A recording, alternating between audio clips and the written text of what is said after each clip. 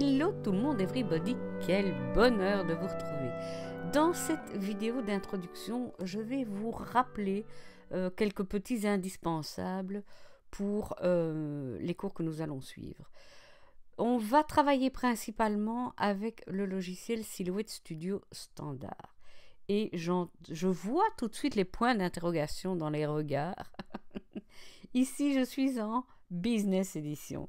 Alors, voilà ce que je vais faire. Et c'est une petite astuce pour ceux et celles qui travaillent en Business Edition. Si vous voulez changer de version, il suffit d'aller dans l'aide, voir en, et vous choisissez. Moi, je vais prendre Standard Edition, comme ça, je suis au service de tout le monde. Une autre petite chose que je voulais spécifier est celle-ci.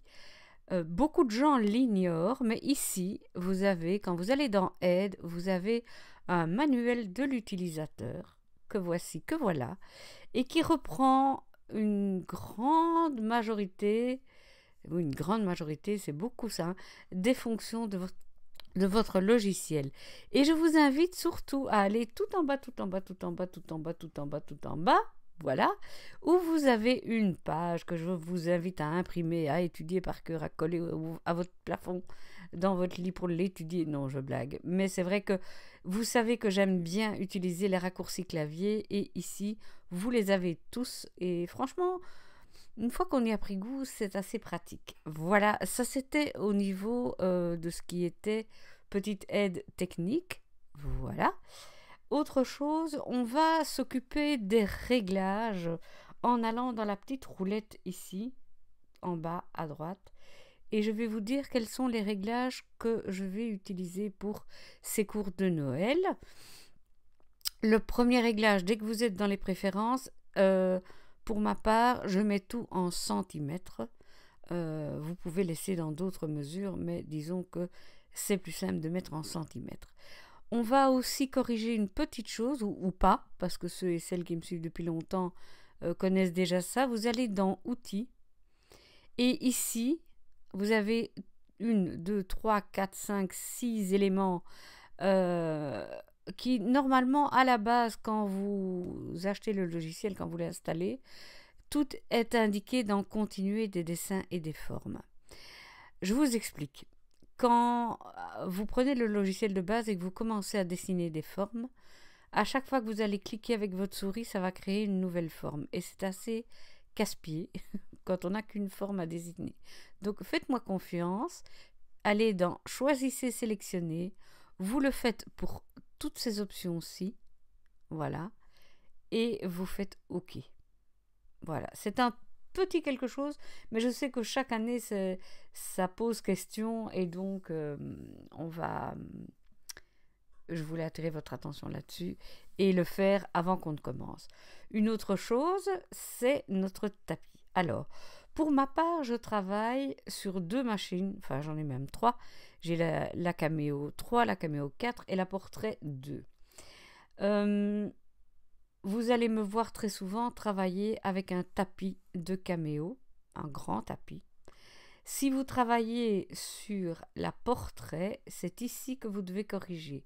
Donc, quand vous ouvrez le logiciel, vous avez d'office ceci qui s'ouvre. Hein. Mais si vous ne l'avez pas, si vous êtes un peu perdu, vous allez ici.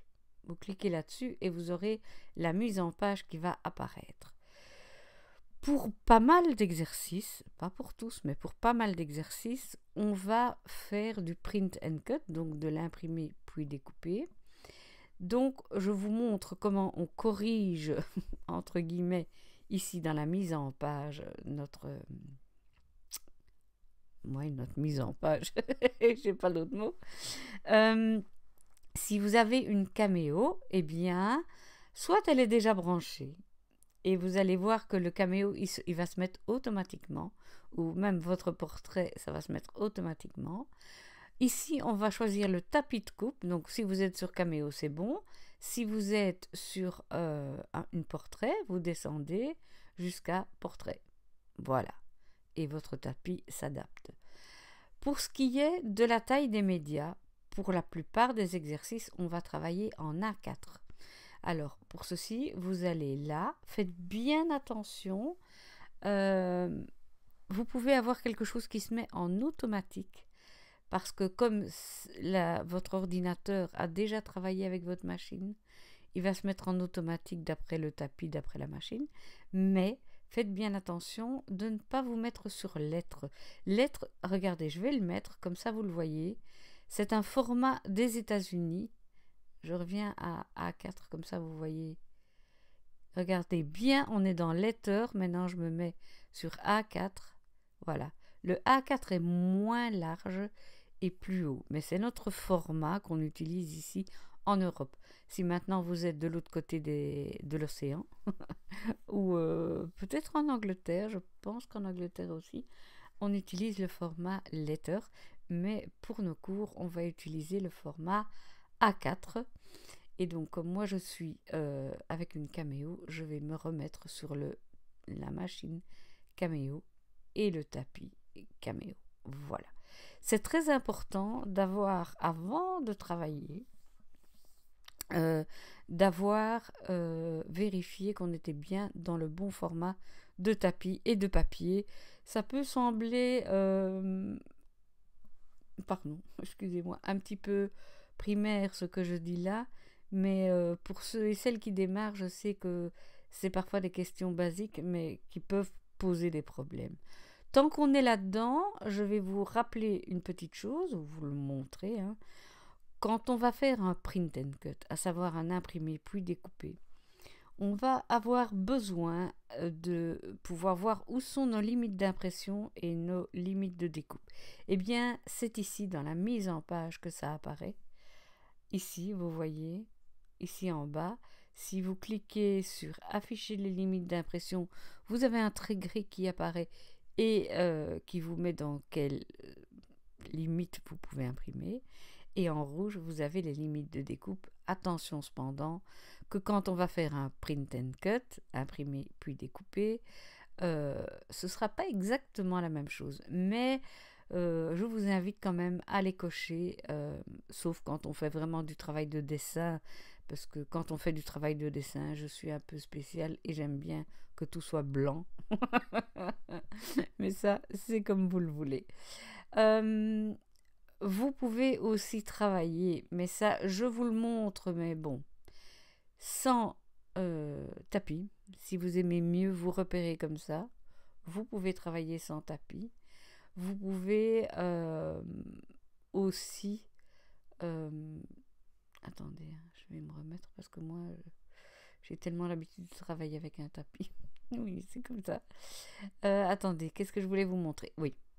Alors, j'ai eu pas mal de questions sur le fait de travailler vraiment sans tapis, c'est-à-dire ne pas mettre de tapis de découpe quand on veut découper du papier.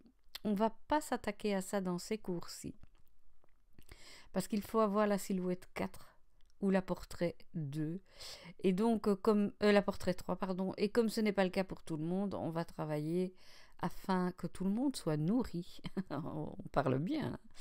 Voilà. Une autre chose qui me semble vraiment importante, c'est avant de commencer les cours, de vérifier que votre tapis est bien collant, qu'il n'y a pas trop de petites peluches dessus et que votre lame fonctionne bien. Au besoin, nouveau tapis, nouvelle lame pour une nouvelle aventure, je vous le conseille. Je voulais aussi insister sur la nécessité de mettre à jour votre logiciel avant de commencer. Et pour ce faire, eh bien, vous allez ici pour les personnes qui travaillent sur Mac, sur PC, je crois que c'est dans Fichier. Vous allez au sujet de Silhouette Studio et vous allez voir là, ici vous voyez apparaître la version du logiciel que vous avez. D'accord? Alors, pour être sûr, donc ici on voit que c'est 4.4.270, oui je suis belge, on va aller dans la boutique, voilà, ok, tout en bas, Silhouette America, s'il veut bien, voilà, attendez, Silhouette America, oui.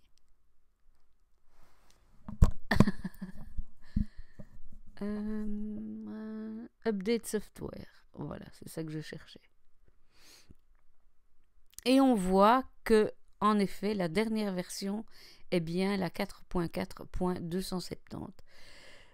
Si vous n'en êtes pas là, je vous invite, avant qu'on démarre les cours, à la télécharger, donc soit pour Mac, soit pour Windows, parce que c'est vraiment, vraiment important. Alors, il y a aussi une autre chose que je vous invite à mettre à jour, c'est votre firmware.